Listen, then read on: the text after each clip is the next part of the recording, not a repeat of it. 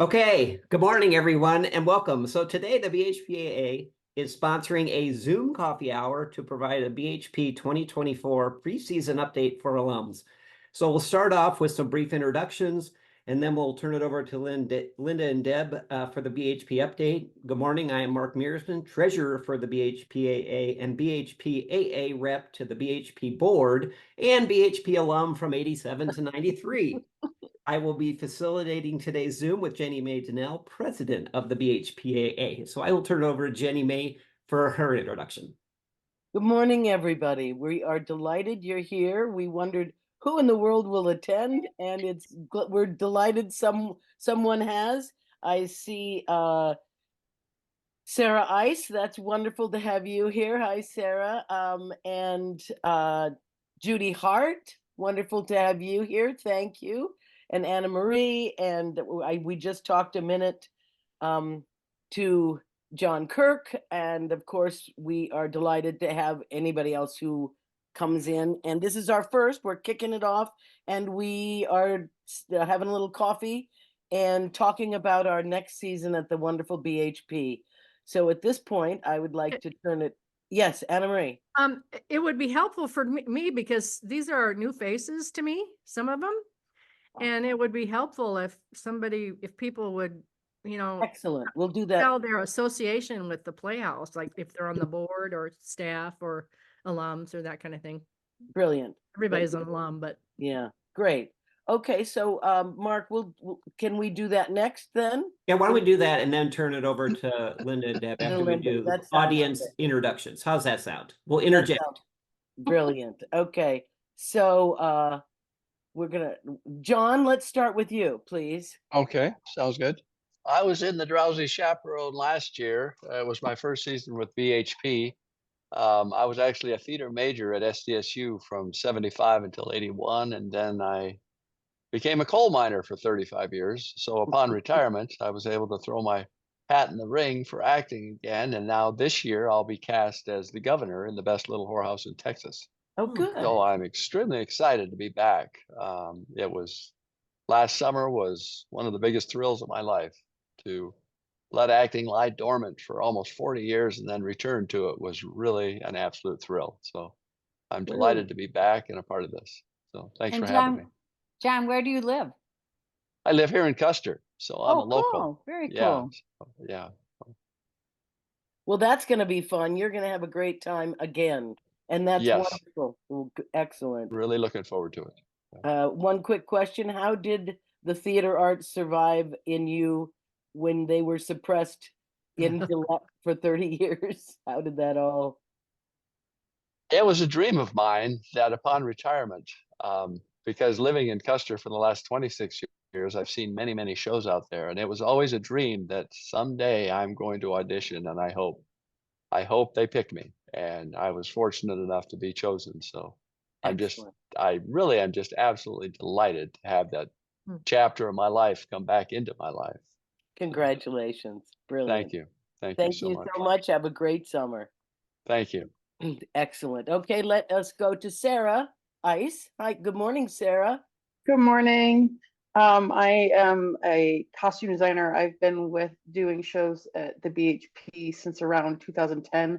Took about a 5-year hiatus until last year, and I came back and designed costumes for the Resi Chaperone. And I'm coming back this summer to do the costumes for the play That Goes Wrong. And I'm currently in Albuquerque, New Mexico. I teach at UNM. Nice. What a fun show to do, and you're going to have a lot of fun. Excellent. Yes. And how many years were you at what would you? I think I've done 8 shows. Nice. I lost track. I have so much fun. Well, it'll be great to have you back on campus again. Excellent. That's soon. You're getting ready. You must be getting ready. Designs done? No, we had a bit of a slow start. We're actually just having our first meeting this afternoon. Excellent. We'll enjoy. They're lucky to have you. Thank you, Sarah. Aaron Loudermith. Good morning. Morning. How are you? Good. How are you? Good. So nice to see you. And if you can just illuminate us what years you were at the Playhouse and give us your background. I was there 05 through 07.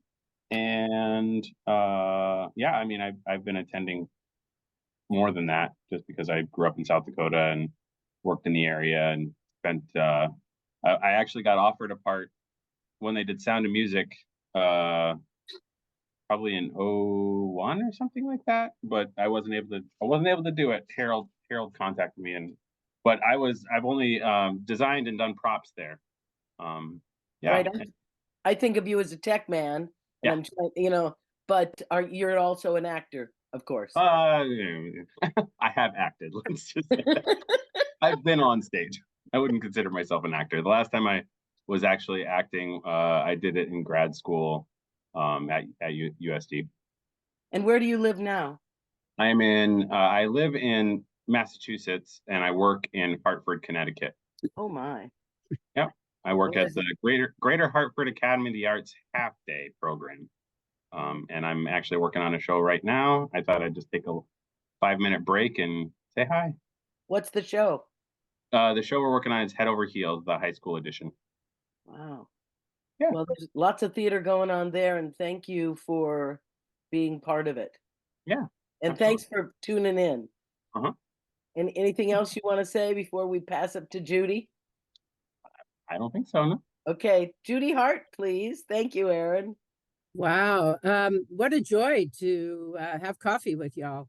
I'm Judy Hart. I was spirited to the Playhouse in 1976 and was only there 1 year. I live in Lincoln, Nebraska. And I left the Playhouse, moved to New York, came back to Nebraska, started a theater company, ran it for 35 years. I'm adjunct at the university. Whenever somebody else can't teach a class, they call me if they have any money. So, yeah. And Janet, were you there in 76? Yes. Yeah. I lived in the Hilton and it had a burned out living room and it was sliding down the hill. But it was joyous because I had a pine tree coming in my window. So life was good. And my time at the Playhouse just launched me into a brilliant career. So Sweet. I'm so thankful. Story, Judy. And what did you mean by spirited to the Playhouse? I was trying. What's Ron's last name? Ron, who died. Ron Reed? Ron Reed? No, Ron Moyer. Ron Moyer. Moyer. Yeah. So Ron Moyer, did one of those unified auditions, and I just loved everything about it. And they asked me, John. It was so pick me, and they did. So and it was joyous. I had never seen a buffalo up close, and had that opportunity too. So Well, blessings. Thank you. And thank you for all your I'm work. so happy to be here. Thank you for all your work in Lincoln. We'll have to talk Lincoln sometime. Yep. Excellent. Let's see, where are we? Let's see, who do we need next? Well, let's go to you, Anna Marie, and then we'll go to Janet, and then maybe we have done it. That'd be everybody. Okay. So Anna Marie, dear. Well, I first went to the Playhouse in 1968, 56 years ago, this May, and met my husband there, and he had been at the Playhouse actually since 1963, and we were actually at the Playhouse 1968, 69, and 70. And then I, with Janet and Marnie Gould, we created the Black Hills Playhouse Alumni Association. And I served as president of the board for many years. And I'm in Rapid City and have been involved with individual projects off and on, but my husband Graham and I used theater as continuing legal education for 22 years. We took our own productions on the road, and I continue to webcast the films of those still.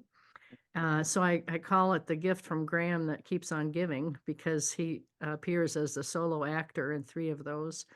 And my current project is I'm producing a documentary on public art in South Dakota Ooh, for Dakota Wesleyan University, and it will premiere the end of June.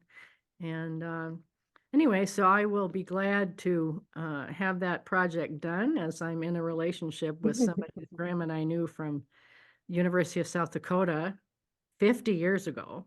wow. And so he just retired, and we're looking forward to traveling and seeing friends like Jenny May in Oregon and Yes. other friends in LA and all the Playhouse contacts I have. It's a wonderful network, absolutely wonderful network. And it's been a great source of our friends over these many years since I was first at the Playhouse. So great to see everybody. Thank you, Anna Marie. The commonality of having been at summer camp, we used to call it, is we all have it. It's in our bones. Let's see. We are headed to oh, where are you, dear? I'm looking at pictures. There you are, Janet, please. Janet Here I Brown. am. Here I am. Thank you. I'm Janet Brown. I live in Sioux Falls. I've lived lots of other places. And my first summer, I was at BHP from 71 to 77 and then 83 to 85. And then Anna Marie hooked me into being the Black Hills Playhouse Alumni Association vice president or something. I don't even remember what it was. For decades. So Yes, it was we're- decades. we're happy to have expanded into a rotation board of directors and officers, and which is how all nonprofit organizations should work. Actually, so that was great. I was a business manager at the Playhouse. I started as an actress. I met my ex-husband there. We have 2 kids. They're both alumni of the Playhouse, both theater kids. One was a lighting designer. He's no longer a lighting designer. Now he's a human resource director. Don't ask me. And but I have a working. But my daughter is a union stage manager in Seattle, and has a great career there and a great Oh, nice. theater community around her, which is fantastic. I'm currently working with Linda and Deb on the Playhouse's new directional plan. I call it a directional plan because I don't do strategic plans anymore. I hate them. So that's I don't hate them, but I like to guide the board into what is the consensus for the directions we should go in, and then let the professional staff figure out what actions to take. So What do you call that? What is it? What do you, now that you don't like strategic plan, what is it? directional planning. Directional planning. Okay. Yeah. So are we all on the same page? Are we all moving in the same direction? Does the staff have the authority from the board to move in that direction, and Right. that kind of stuff? So, and I'm just so excited about, the education program and the expansion of the Playhouse into that. I mean, in 2018, I helped with their strategic plan also, and that was a big step forward to say the educational program has at least equal status with the summer theater program. And because honestly, I created that educational program back in whatever it was, with a grant from the National Endowment for the Arts, that the Playhouse then got the bid for the grant. And Deb and Dan have been with that program for over 25 years and done an exceptional job, I think. So we're excited that they're back with the Playhouse, and that the Playhouse and Linda and the board are now really moving forward to see it as a true benefit to the Playhouse as a year-round institution, which opens them up to more grant funding and all kinds of more, support from the state, because they're doing, and the work that I'm also really proud of, the work that they've done with Native Americans, the Native American community, Oh, and the inclusiveness that they've showed through their play selection, and also the work with the education program. It's really amazing to me. So that's me. I also have to say, Mark and Jenny May, you guys are doing a great job with the Yeah, for association sure. oh, sweet. and the Thank you. communication. It's Yep. really nice to see and have you be in touch. It's great. Yep. Thank you. Great. Thank you. Thank you, everyone. And just thinking about last summer, opening everything with Larissa Fast Horse's show, I was so, I really wished I could have been there, but what a brilliant interface with the Lakota and with bringing it all together. Yeah, this is wonderful. Again, my name is Jenny Mae Donnell. I'm the president, and I married Menno Cry, wonderful scenic designer. We live in Southern Oregon. We both have projects we're working on, but I would like to go at this point and introduce Linda and Linda Anderson, and we are delighted to have you here with your smiling face to tell us a little bit about the season, and then I'll let you take it, introduce Deb, and we'll go from there. So thank you, Linda, and thank you, everybody, for coming, and blessings. Here we go, Linda. Thanks. Awesome. Good morning, everyone. One of my favorite things at the Playhouse is when people come up and introduce themselves to me as an alum. And we get that a lot. You know, a lot of people come back, and it's really fantastic to hear the stories. And I love that interaction. I was really fortunate when I came on at the Playhouse because I started in 2010. This is my 14th year, people. Amazing. Wow, wow. But 14 isn't nearly as much as 25, but I'll just say that. And some of the involvement you guys have had. But you know, I was there when Dorothy Delicate was still alive. Got to meet, you know, Byron Lee and people who were really integral to the Playhouse, and all of those touch points. I think about what I can almost quote One Man's Dream because I've read it so many times, and I'm constantly looking up facts in it, and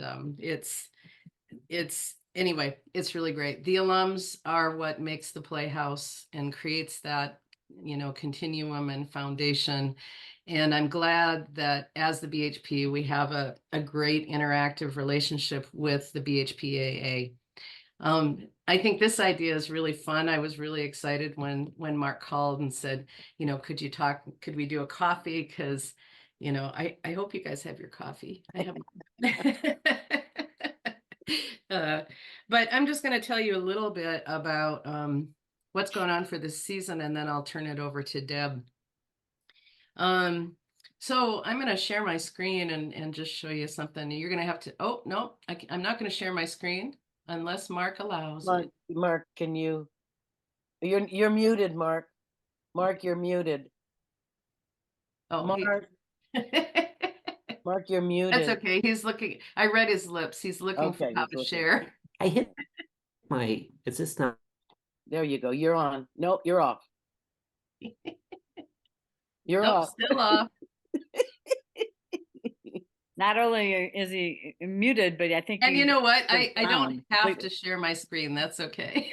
You're supposed to be able to hit the space bar and go temporary unmute for a second, but that was not working. Okay, so I learned something, but you know, so my Zoom skills or whatever. Okay, so what I'm going to do, you have to vamp for me because I got to figure out how to give everybody the ability to share their screen. So give me a second. Yeah, you know what, Mark? Don't stress about it because I can just talk through it, and we'll be good.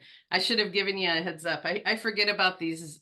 I wondered, but I didn't ask. I wonder. I was like, oh, what is she gonna? Is she gonna want to share? And I'm gonna have to figure that out. Well, there you go. So I've my laptop has a thing at the bottom that says share screen. No, I can figure. I've done it before, but I don't do it very often.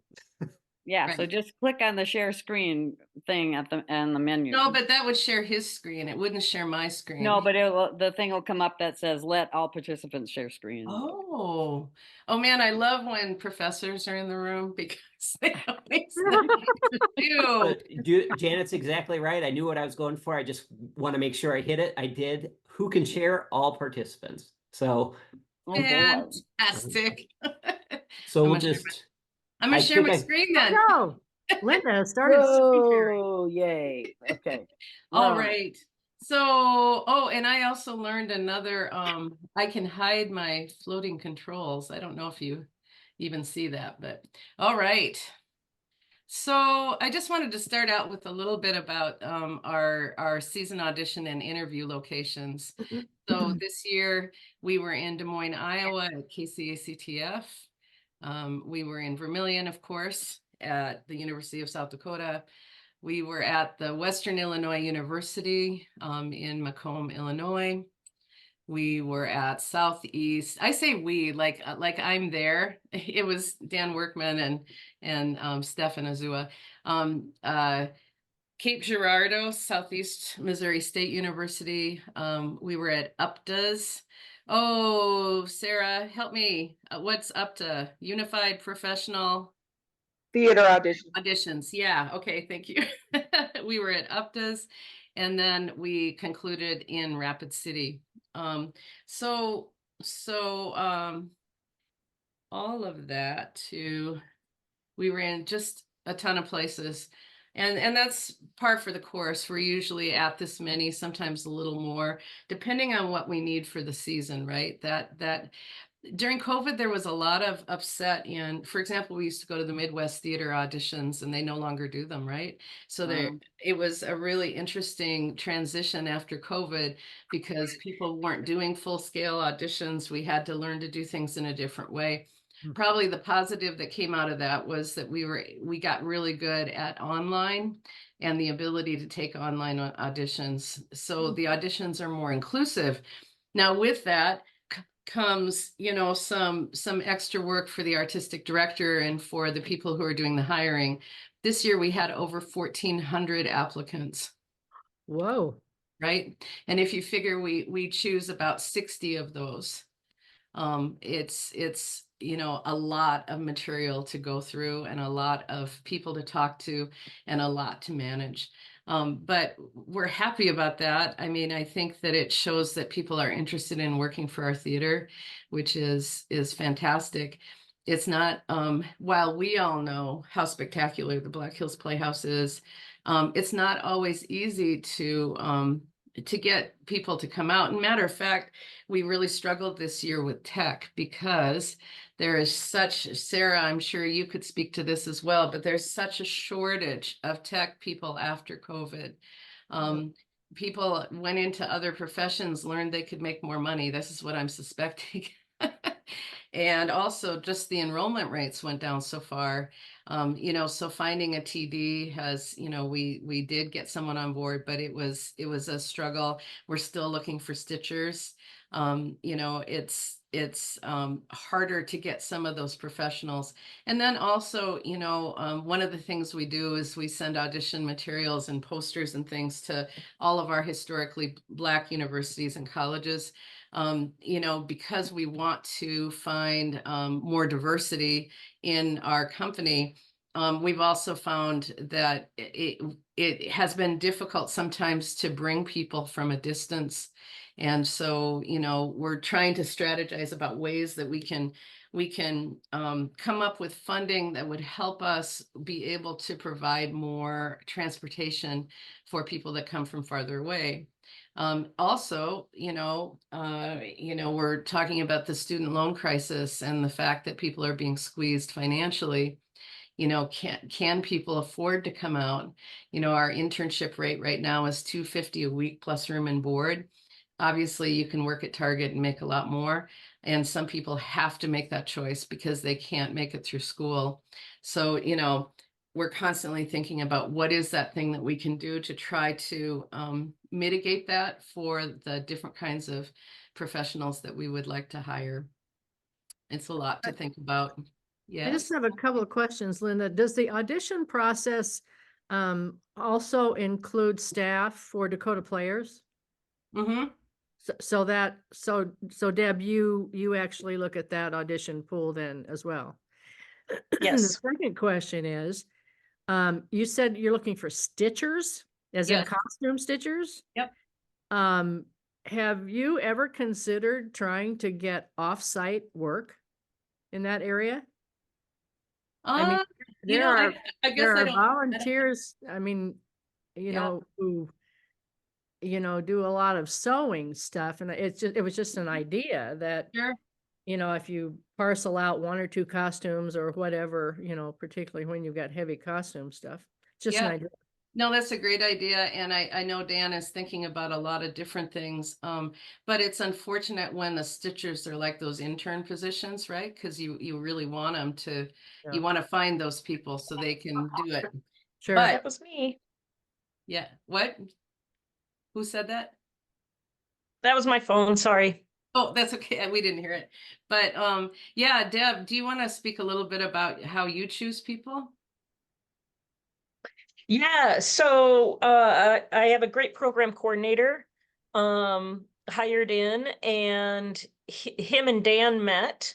And Dan, so since COVID, after auditions, they get reels, their resumes and reels and everything online. Right. So they get what used to be the book of papers with all of that. They now get that online. And so those databases are just able to be shared with me and the program coordinator, and Jack. Dan could direct them in the best route kind of to look at them, you know, and who would be a good fit for Dakota players, right? The age range and things like that. So he said, you know, you're going to want to go through this group first and then this group, which really helped Jack be able to efficiently move through it. So he did first run. And then gosh, how many or interviews? He did the first set of interviews, and then I came in and did the second set of interviews, and we probably had, gosh, 15 interviews, and we got all our first pick for the remaining of the year tour actor directors. Oh, Right. Deb, I'm seeing from Judy Hart, a question is, who is the Dakota Players? So take a step back and give us the overview. Yeah, so Dakota Players was started in 1999. As Janet alluded to, proposal went out to initiate the first South Dakota Children's Theater touring company. And Dan and I submitted a proposal with the Black Hills Playhouse being our parent company, and that proposal was chosen. Janet wrote the grant, and we received an NEA grant. So we had 1 year to plan the company and the first tour, and then year 2, we went out on the road. And this is a program that spends a week in each town. They show up, they arrive on Sunday, they hold auditions on Monday, and we can cast up to 50 kids in the show and take on some assistant directors. They rehearse during the week, and then do performances on the weekend. So they travel with lights and sound, costumes, set, everything to create a theater wherever we're at. Thank you. That's the short version of it. No, that's great. Thanks. Yeah. You know, so this is the company that this year will celebrate, or coming up will celebrate its 25th. And when she says they got the first pick, it's just so important because, you know, a year ago we were really struggling to find actors. And so they kind of went back to the drawing board and they said, okay, what do people want? Jack was just incredible in thinking through, like, we were offering year-round contracts. And they said, you know, right now people don't want to take year-round contracts. We thought, oh yeah, they want a year-round contract. Plus they, you know, that would qualify for benefits, that kind of thing. Nope, that's not what they want. Nope. So now it's changed, and they feel more comfortable taking on shorter contracts. So that's what opened the floodgates then, is Yep. re-architecting I think so. contractual part? I think so, and having staff that can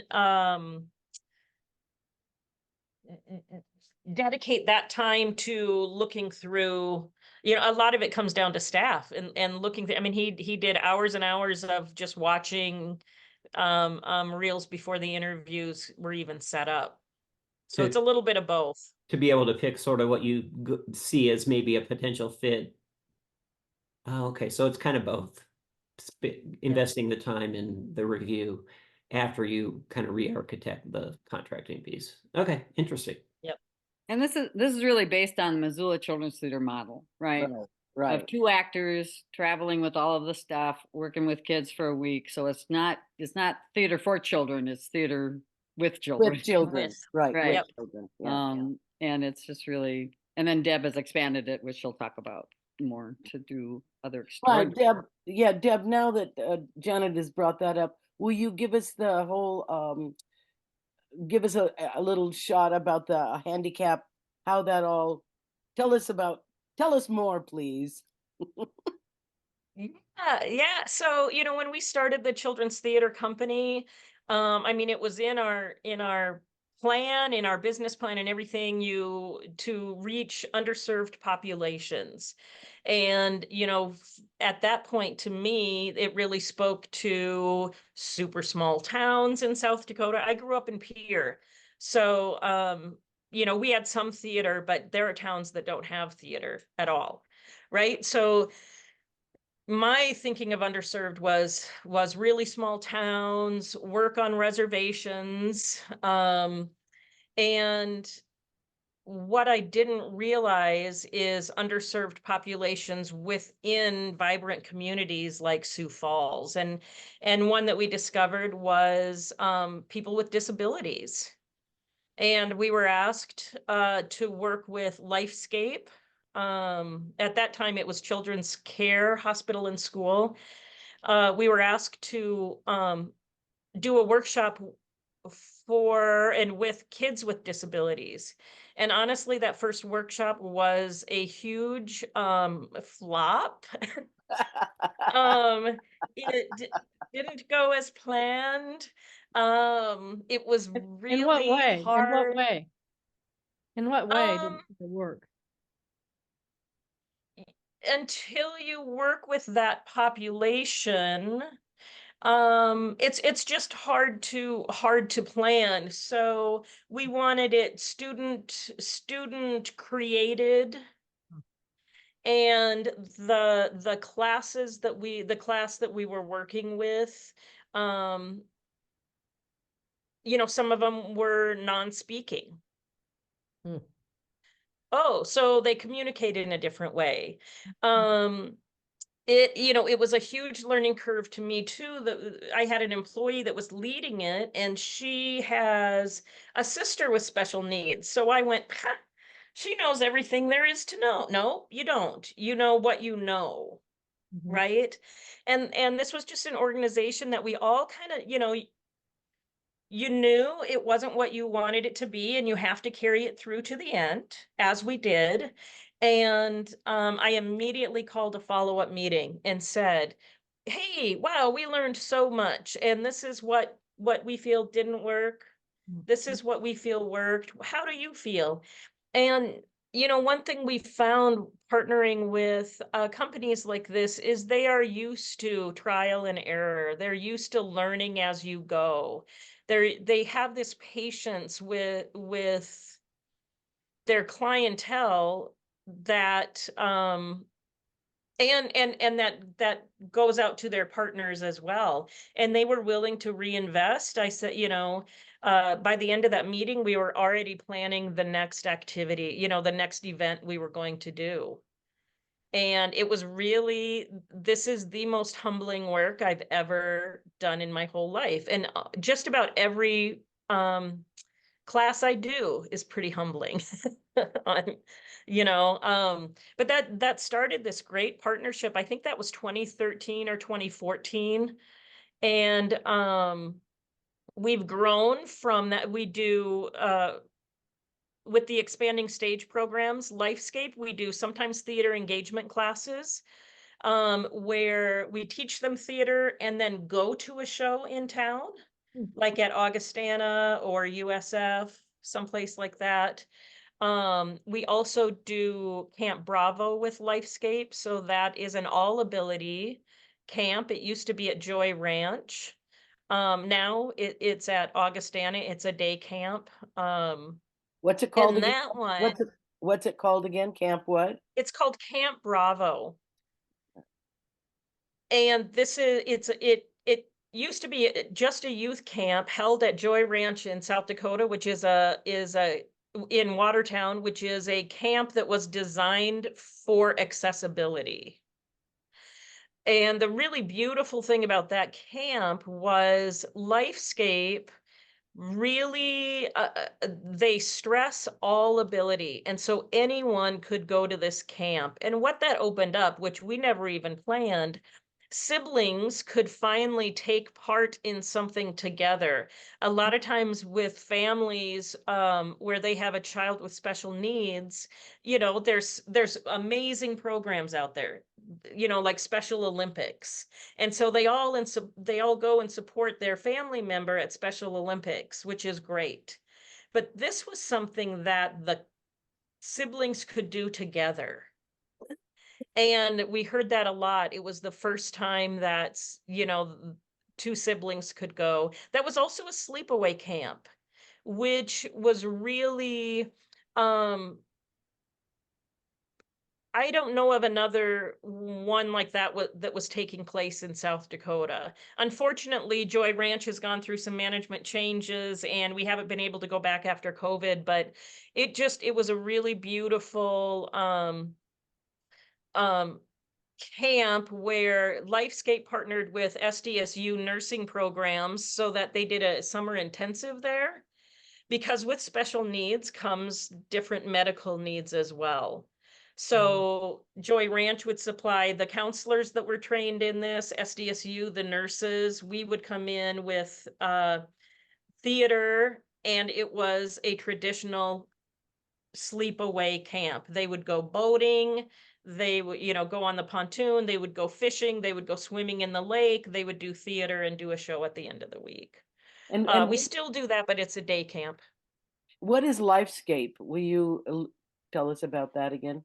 Yeah, Lifescape is an organization that supports adults and children with disabilities. So Lifescape has a residential youth program, and then they manage adult houses in the community in Sioux Falls here, and I think they have a program in Rapid City as well. Dakota Abilities is another organization that they support adults with disabilities. We do 3 productions there a week. Right now, we are working on Wizard of Oz. So I have a cast of 11. And you must mean people you can't mean 3 productions a week. You must mean 3 a year. Yeah. Yeah, thank you. Otherwise 3 productions a year. Otherwise I'm going crazy for you. Yeah, right. Well, you If can she- go crazy for me. We have a lot going on. If she could, she would do 3 a week, but Yeah. there you go. Yeah, and so I think this is our 23rd event or with Dakota Abilities. We started there in 2015. We're doing the Wizard of Oz right now. And in the cast of 11, gosh, I could even share a picture. Just to give you an idea. Yeah, while she's looking for that, one of my favorite things this year so far has been I was there on the day that they were announcing parts. Oh, fun. Oh, how fun. Can people see this? Yes, yes. All right, so this is cast and stage partners, right? So we get 2 staff from Dakota Abilities, 2 staff from the Black Hills Playhouse, and then some volunteers, 2 to 3 staff. So this is the cast of Wizard of Oz. And we have 3 people that do not use wheelchairs. Wow. In the cast. Yeah, wow. So, when you think of a production and you think of blocking and choreography and even making connections on stage and how it changes everything. It changes absolutely everything. If you see Tin Man, Dorothy, Cowardly Lion, and Scarecrow all use wheelchairs, when we're handing off the oil can, how do they reach that? How the Cowardly Lion goes and threatens Toto in a basket that is on the side of her chair, but how close can they get without running into each other? Right, all those amazing. You know, and so when I say stage partners too, sometimes that is pushing a wheelchair, sometimes that is standing by them and saying the beginning of their line and then they take it. Sometimes it's feeding every single line. Sometimes it's holding the prop for them. It's letting them know where they go on stage, anything like that. So that I is the love that most you're surprising programming I think that I've ever done in my life. I Yeah, love in this show, Deb's munchkins are like 6 feet. reversal. Deb, before I would like you to talk a minute about how many people came, how you dealt with, and I don't know all the ins and outs of it, but how you dealt with on the reservation, all the kids that came to audition. Uh, do you know what I'm talking? Do you remember what I'm talking about? In Rosebud. In Rosebud, please tell us about that amazing story. Because knowing my past living in South Dakota, I would not have ever imagined that so many young natives would be coming to want to be in theater. So please tell us quickly about that. Yeah, so we have a really great relationship with Rosebud Elementary School, and we had been going there. It really is, Linda from day one says partnerships, partnerships, relationships, relationships, and that really matters. And for all of these towns, but especially Rosebud, really showing up at all times for them. And they are I mean, our tour actor directors stay 45 minutes from the school and drive in every day, which in South Dakota isn't that big of a deal, but it is, right? Just because there's not housing right there. So we've had we worked with them through COVID. We created curriculum that the teachers could use during COVID. We created Ochedi Shakoin and Dakota Players Theater Experience so they could send out videos to the teachers to share with students, things like that. We then started doing it in person, so we got to know the school and the teachers and the people and what they needed. And we formed this relationship that then when our team, this is, she's sharing Ochedi Shakoin program that we did, just getting to know them and gaining that trust with the organization, with that school, with that town. When we started the tours after COVID again, our tour actor directors go in and they hold auditions. And we met with the teachers, and then before auditions, we met with the teachers. We met with all the classrooms saying, introducing ourselves, saying, this is what we're doing. This is the show we're doing. And where at one point we didn't have enough participation in this school to do a performance, because you need at least 20 kids, we had 119 show up at auditions. And this is K through 5. 119 for 50 roles. For 50 roles. So I don't remember how that played out and how you dealt with it. You cast your show with 50 kids. And we actually, that was for that one show, but we went back and did, one thing with us too is with all of our programming, we're really flexible and we get to know the needs of the places we go. We went back and we did a reader's theater of a show called The Missing Mountain Mystery, which was the first show we ever toured. We ever wrote or we ever toured, and it's about South Dakota. And this has gone through some changes. We unintentionally whitewashed the show when we wrote it way back when, and we learned and knew we needed to do better. So when we brought the show back out, we had Lakota I can't think of the word, not Consultant. contractor, but consultant. And we re-looked at the show, added in some really nice moments, and then brought that back out. We went back to Rosebud with that as Readers Theater. So we worked with 6 different classrooms. So gosh, over 100 students participated in that show, the Readers Theater. And what again, what was the show called? Your original The show? Missing Mountain, yeah, the Missing Mountain Mystery. It's where Mount Rushmore goes missing, and the state symbols are characters. So we have Honey Honey Bee, Yodi Coyote, Wallace Walleye, Sven Spruce. I'm missing some. And then But Takoja, Takoja is the grandchild. They travel the state looking for Mount Rushmore. So they go to the grasslands, the rich farmlands where they meet the royal family, the Black Hills, the Badlands, and they learn all about South Dakota and realize that South Dakota is much more than just carved faces on a mountain. Do you have a full slate, or do you look for other places to perform? So normally, in the past, we've done about 41 residencies. In 2024, we have a goal of 52 residencies. We have 10 or 11 more to book. So if you know of a place that wants to bring Well, children's theater are in, you familiar with the new Oglala Lakota Art Space in Kyle?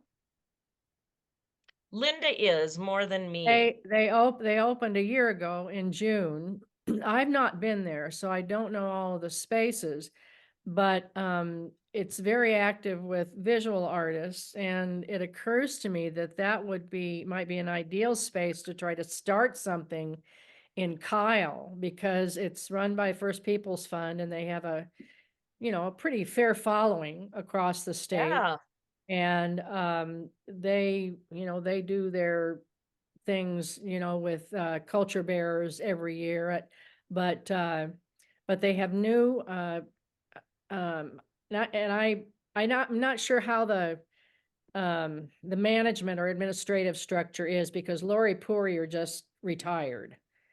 And so there's a new executive director of First Peoples Fund. But if you go to their website, I think it would be a good place to start to find another Yeah, absolutely. place, Absolutely. because they're getting a lot of community events, there. Yeah. We have she's been here almost a year. Erin Wegleitner is from Webster, South Dakota originally. She's a scenic artist as well. But got really burnt out on theater and decided to move back to the home state. And she is our outreach coordinator, and there too, having staff dedicated to that has increased our tour immensely. Just having someone at the phone to answer questions. In 2023, she started in May. We had 5 new clients in 2023. And in 2024, right now, we have 7 new clients on our calendar for the tour. So she is in charge of booking the tour. There is Aaron and Jack, and Elise is one of our tour actors on the road right now. There is a trend of redheads, except Chloe. Chloe probably feels pretty left out. My other thought is, and I think it's on hiatus right now, and this would be a whole other idea or something to do with it, but the rolling res bus. Are you familiar with the rolling res? I'm not, but well, I'm not. The rolling res bus has in the past taken artists around the reservation, and they can actually work in the bus. But my thought is that I don't know if there's a way to take 1 or 2 actors on the rolling res, to do smaller kinds of things. I mean, it's just an idea to connect in Yeah, some yeah. way with that, because it's a lot of attention when the bus, tours. And that's Yeah, also yeah, yeah. I'll look into that. also through First People's Fund. Judy, I'm going to interrupt. Thank you so much for attending, and we'll look forward to connecting. And it's nice to know you're in Lincoln and doing the work you're doing. And thank you for attending. Thank you. Good to see What's you. what's the theater you you. worked with, Judy? I created the Angels Theater Company, which Angels was Theater. Okay. yeah. Great We to see you started- again, we- Judy. Yeah. Take care, everybody. Great. You too. Okay, so this is a good time to shift back to you, Linda, and to talk a little bit about. I love the chart you brought up. Maybe perhaps you could bring that back up and kind of give an overview of the staff and how it works. My question for you is how it works through the summer. How it works through the summer. Sure. All right, so our team, there's me and Dan, Jeff. So Jeff is the development director, Deb, education director. Cassie Blue Skates is our BHP West outreach coordinator. So she helps Deb and her staff connect to people on this side of the state. Operations guru, her husband Liam Blue Skates, who just started with us in January, and he's my direct support to make sure I get my accounting right. Nice. Another redhead. Right, I know. I don't know how that happens. Education outreach coordinator, you just heard about Aaron.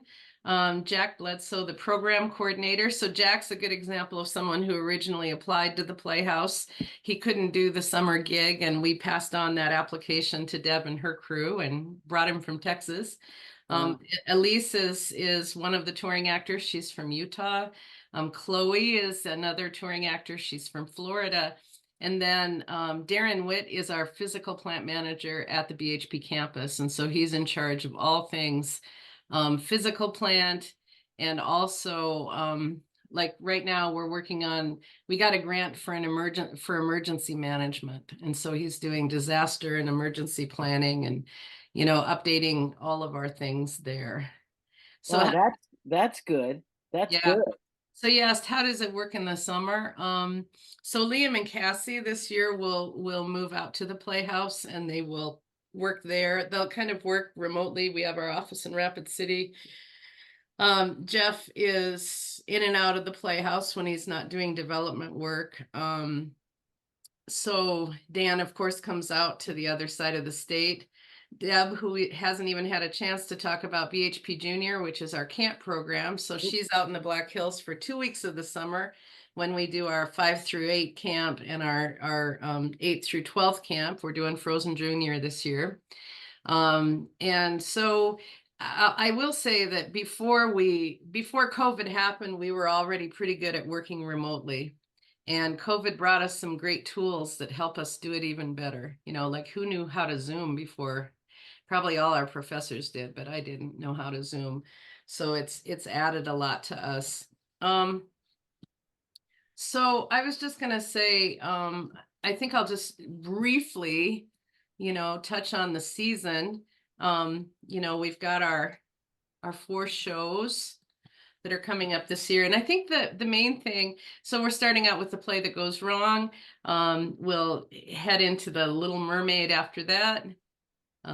Then we go to The Best Little Whorehouse in Texas and The Curious Incident of the Dog in the Nighttime. So there's a couple of things for the season this year that are different. I can put this into the chat so you guys can read through it at your leisure. Hold on a second. I can only do one thing at one time. That's not what I heard. Yeah, that's great.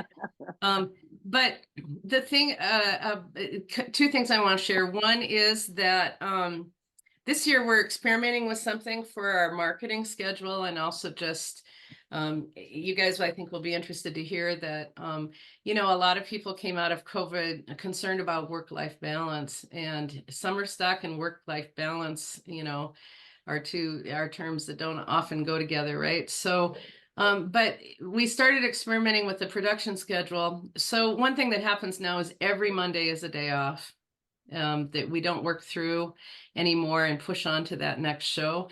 And that means we do fewer performances, but every Monday is a day off. And we have really found that people come back from those days, even when you're in kind of the middle of tech week, because we do strike, partial strike, right? And then we go into that day off. And, you know, you're pushing at the end of a show anyway, right? It gives people that time to rest and relax, come back for that really intense tech week. But all of our shows are opening on a Sunday this year. And so Wow. they'll open, which is a matinee performance. So they'll open on a Sunday. Our Sundays are almost always sold out. And so we want as many people through the door to see that show and get that word of mouth out as you know, much as possible. And our pay as you can performances, which are, you know, people can come for either free, they can pay whatever, you know, they can afford. We encourage donations, are all on that Saturday night. So we would do those park previews like on a Thursday or Friday, but it was hard for families to get out there, right? So the Saturday night allows for, I guess we'll see, right? More families. We're also hoping that it will encourage more people to stay for our opening celebrations, right? Because a lot of people don't stay because they don't, if it's late at night, they don't want to have to drive home. Right. So all of these things, you know, we keep trying new things to try to be as great as we can for the company, but also to be as responsive as we can for the audiences and for their needs. So these shows in particular, you know, Deb alluded to the fact that we talk a lot about partnerships in our world, and we do. I think the relevance of theater is about the community and what you know, it's not all about us. In a place like the Black Hills Playhouse, 85% of our audience is our local people. About 15% are tourists. Tourists are our growth potential. And on that note, we have a great thing that's going to happen this year for the first time ever, at least since I've been here. Game Fish and Parks does a weekly digital newsletter that goes out to 150,000 people weekly. It's anyone that's asked for materials in Custer State Park. It's everyone that's bought a park license. It's anyone that has a camp spot. And they're putting a section in it for the Black Hills Playhouse. Yay! Right? Yes. Because that's the hardest thing, is to get people in the park to understand that we're there, and you know, and to be able to plan ahead. So very soon they'll be starting that in advance of the season. They've always put us in their paper, but things have just gone so digital that and they also put us on our website. So this is a really great thing. And the reason that it happened was because one of our new board members, Stephanie Rissler, is she is the current chair of the Game Fish and Parks Commission. Oh, yay. And when we had a conversation with her, she, in like a minute and a half, she goes, "Oh, well, you guys should do this." I'm like, I love it when board members, you know, have those kinds of light bulbs go off, and bringing fresh eyes to the table is always pretty important. So Stephanie is the current chair of what? the Game Fish and Parks Commission. Great. So that's the appointed body by the governor that, you know, looks at licenses and wildlife issues and everything Game Fish and Parks. So that's a super great thing for us. Stephanie was also, for 24 years, she was a producer, a senior producer at South Dakota Public Broadcasting. Oh, wow. So she's interested in helping us create video and stories, because we have stories. We just often don't have time or the technology to tell the stories. So we're hoping that will do some great stuff, especially with Deb's programs, you know, to be able to tell those amazing stories that we talk about. The other thing, I don't know if you know this, but Mhm. Center Lake is Yeah. a day of reservation only campground. It is. Yes. And, you know, so that idea of, you know, come and camp and see a show. I mean, Right. Yep, exactly. And it's the only one. It's the best campground, by the way, the best campground in the entire park. Well, don't you remember we used to go take flyers and run after Yep. after supper before Yep. the show. Yep. Try to get an audience. Yeah. Well, and it's kind of nice in the last few years for a while that walkway between the playhouse and Yeah. the bridges they were out and they were dangerous, and they got all of that replaced, which is nice. It's a much easier Yay. walk. It was shut down for a while, so Walkway to, what's it called? What's it called? Walkway to Center, no, what's the name of the campground? Center Center Lake, Lake Campground. That's right. Thank you. yeah. Yeah, GPS still takes people into our campus and it says that it's Center Lake. And they put a great big sign up on one of the dorms that says this is Yeah. not Center Lake. Yeah, this is not Center I Lake. love that. Great. Yeah, I mean there was a road like in the 40s. I don't know why. It's Yeah. this way. You mean but- it's not Center Lake unless you're here to buy tickets, right? Great. Well, and Exactly. all the time we were there, Anna Marie and I were there. To get to Center Lake, you had to go through the Playhouse. Yep, Mhm. that's And that was that's a right. road. That's right. That road was not, so it was like, hello, more RVs, really, get whatever. Yep. So they had to I've- drive. I mean, the entrance to the Center Lake was the entrance to the Black Hills But Playhouse. that idea about, the day day reservations, Mm-hmm. because everything else in the park is booked Yep. 90 days in advance, period. Yeah. I mean, I've been through this here the last few weeks. And so if you're calling in for a day, I mean, that's a good package kind of thing. I don't know if there's anything you could do with that with GFB, but Maybe they did promise us that there's a lot of fun, a lot of great things that they can do with their data, and they're absolutely willing to share it with us. So That's fantastic. that'll be fun to experiment with. Nice. So we'll see how that goes. So these plays, one of the things that came out of COVID was, we had a lot of time to think that year, a lot of time, and how can we amplify partnerships and how can we be more intentional about storytelling was probably the biggest thing that came out. I will say that Deb's program starting in 2013, it has really driven everything that her and her team have done, has also educated the rest of us and has helped us to think more broadly about who our audiences are and what kinds of things we should be thinking about as we're creating opportunities. So for example, this year, with The Little Mermaid and the playbill, we're going to include information about saving the oceans and how important clean water is, and listings of local people who do work to help clean up Rapid Creek, right? What can you do in your own backyard to, rivers go to the ocean and all that, right? So we're using that as an opportunity because we're going to have a lot of families and a lot of kids come out to The Little Mermaid. When we do the Best Little Whorehouse in Texas, we're including information about Wavy, the domestic shelters, a statement of this is all good fun, but, domestic violence is a thing and women don't choose prostitution. Right. So anyway, that will be a part of the playbill in our marketing and will have some benefit for that organization during that time. And then Curious Incident of the Dog in the Nighttime, if you're not familiar with it, it's about a young man who has an extraordinary brain. I should say a young woman in our case. Oh, good. Oh, A good. young woman with an extraordinary brain Oh, who you're doesn't like to be touched, is adverse to many colors, has sensory overload. They never say what the person's issue is, but it's reflective of someone on the spectrum, right?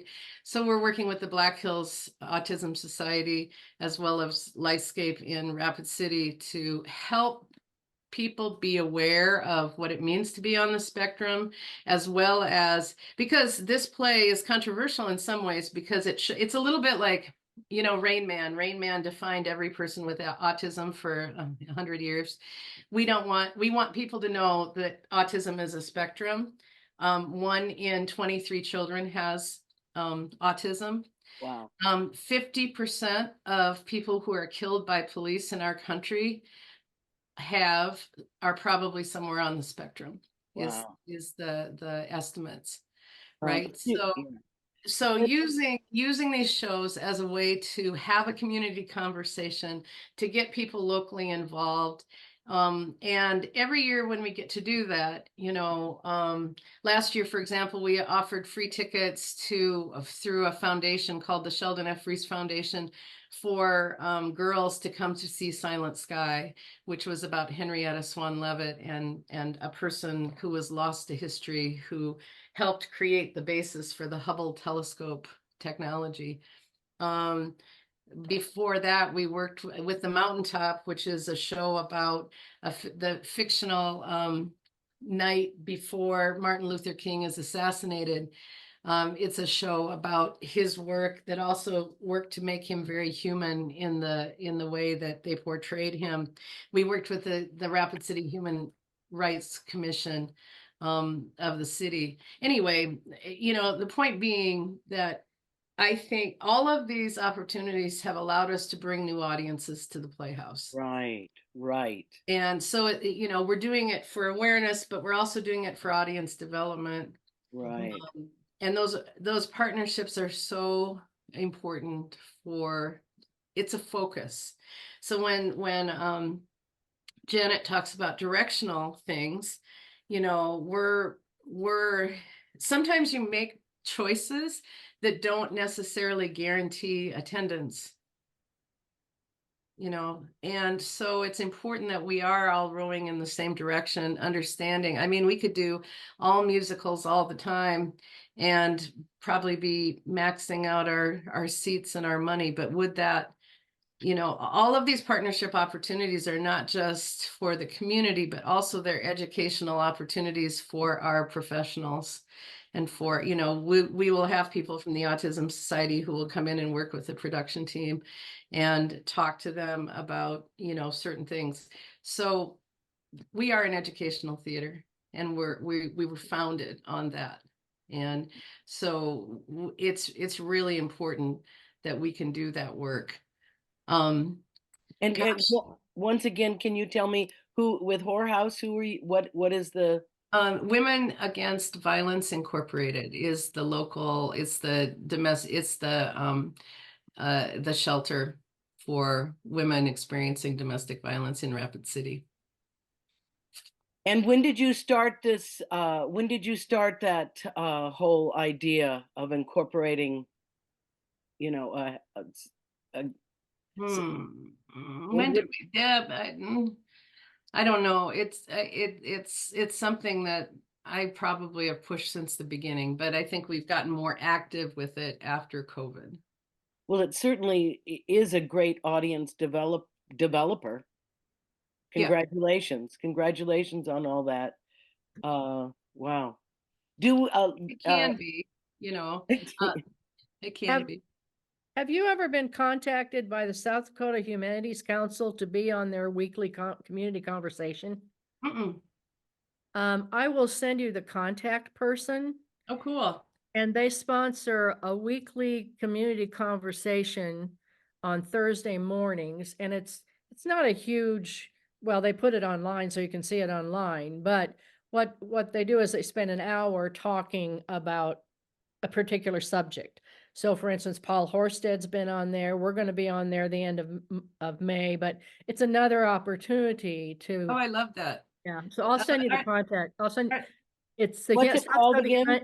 It's Community Conversations, and it's the South Dakota Humanities Council that sponsors it, and it's a Zoom every week. Oh, awesome. Are they still located in Brookings? Yes. Yeah. Okay, because I'm going to be there on the 25th. Meeting with organizations in Brookings. I'll send you his name. That's and cool. Contact information. That would be great. And Janet, I am on the calendar with the I saw that museum, so thank you very much. That's great. Well, it looks like we're about over our time, and I just wanted to come back to see if there were any quick questions for anybody that anybody would like to have answered before we wrap it up. Then I guess I want to say to John. Can I just say one thing? Please. I forgot when I was introducing myself. I'm leaving tomorrow to go see friends in California. So Damon Krall and Jim Haberman and Sharon, and give them our love. a bunch of other friends, but those Black Hills Almost- Playhouse friends are, you know, the most solid. Almost happy birthday, Janet. Thank you. That's why I'm going. We're going to celebrate my Mm. birthday, and Anna Marie has a birthday too coming up. Hey, Almost excellent. happy birthday. Thank you. Yeah, I'm Wednesday. Janet's Thursday. Thursday. And Ellie And then Hamilton Ellie Haberman, three of us was- used to celebrate. was her the birthday. 28th. Oh, So we always used to Awesome. well, toast Oh my toast God. Ellie, please. Absolutely. And, No and question say, about well, that. Hap, I'm talking. Yeah, right. just a quick thing also about Haberman's. The first, well, it was one of the first years that Graham was at the Playhouse. I mean, by the end of the summer, with all the hassles about, you know, not enough food and all the hard work, you know, that people would get to the end of the summer and Graham said that year, I am never, ever, ever coming back to the Playhouse. Famous last words, right? Famous last words. And then in December, Hap and Ellie would always call and celebrate in San Francisco. And the conversation would start again about the Playhouse. So Yeah, they you know, always ended up going back. It's always in January Dan for me. always talks about that he, you know, he waits to ask certain people. It has to turn the corner. Yep. Yeah. Yep. You know, After the holidays, it all starts. yeah, the What am I long doing is this coming summer? back. Yeah, what am I doing? Yeah. Oh, well, maybe it wasn't so bad. Maybe it wasn't so bad. Hindsight's always in rose-colored glasses, right? Oh, there you go. Sure it is. Yeah. So John I and think- Sarah, I'm so excited to see you guys soon. Nice to meet Thank all you. of you. Mine Also. too. Yeah, this is Yeah, great. John, I saw. Did I see that you're signed up for Volunteer Day on the 11th? I am. Yeah, I'll be out the 11th. Yay. Absolutely. You bet. So anyone Looking that can forward to come that. out, we're opening up the campus and we do a big potluck. It's always a lot of fun. Great Yeah. day. I wish I could go. I wish I could go. I wish I was closer. fun. Come over, Jenny Yeah. May. Too. Yeah, right. Oh, wait, I wanted to share a Harold Hynek quote from about and I'm just trying to find it. Oh, shooty patootie. It was a great Hap quote about pits. Not about that, but I'm not gonna bring it up in enough time. Diddly darn. Unless somebody else has something to say. Mark, do you wanna? Any and I'll final give you. any yeah. final comments from Deb or Linda before we sort of do our administrative wrap up? Either or? Oh, I'm on. Okay.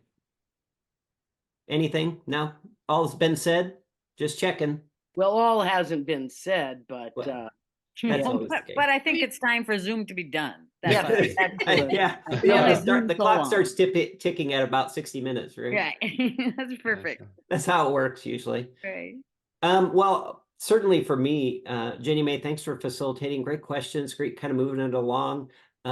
Great information. Now I see it's really kind of a half orientation, half update sort of thing, right? Especially for people who may not have had a recent history, right? So it becomes, oh, bring us up to date. What are these things? What are that thing? So there's a good lesson learned there. But thank you. I appreciate it. I think we learned a lot again on the first time. So we'll do this and maybe have some thoughts about, maybe doing a postseason update in September or October and see how that goes as well. And maybe think about, again, how to do sort of a mix of orientation or be prepared to talk about, the status of, or, where we are with certain things or what new things are going on that people might not be aware of, depending on who zooms in, right? Great. I loved all the Well, thanks information you guys provided for us. Yeah, didn't necessarily expect that. Yeah. It's a kind of a two-way conversation and lots of things to chew on and bring up as well. And But thanks I for have a inviting us. I question. love talking about our program. So thank you so much. You. Oh, yeah. Yeah. Any Sarah, final comments, What Jenny good May, are before having we, alumni if they can't help you out with their, with their Yeah. connections? Sarah and John. Good are they? Is there any talk about a reunion in 25? That's another 5-year mark. Yeah, no, we got to years. talk reunion. But yes, let's just say yes to you. And then let's say John and Sarah Mhm. have a wonderful summer out there. And in conclusion, but as Hap always said, as he was shooting the bull, The memories are lost to the haze of time and strong spirits. Very good. Great. Good to see That's a great everybody. quote to end it with. Okay, thanks See you everyone. guys. Thank Thank you. you all. Bye. Thank Bye. you. Appreciate your time today.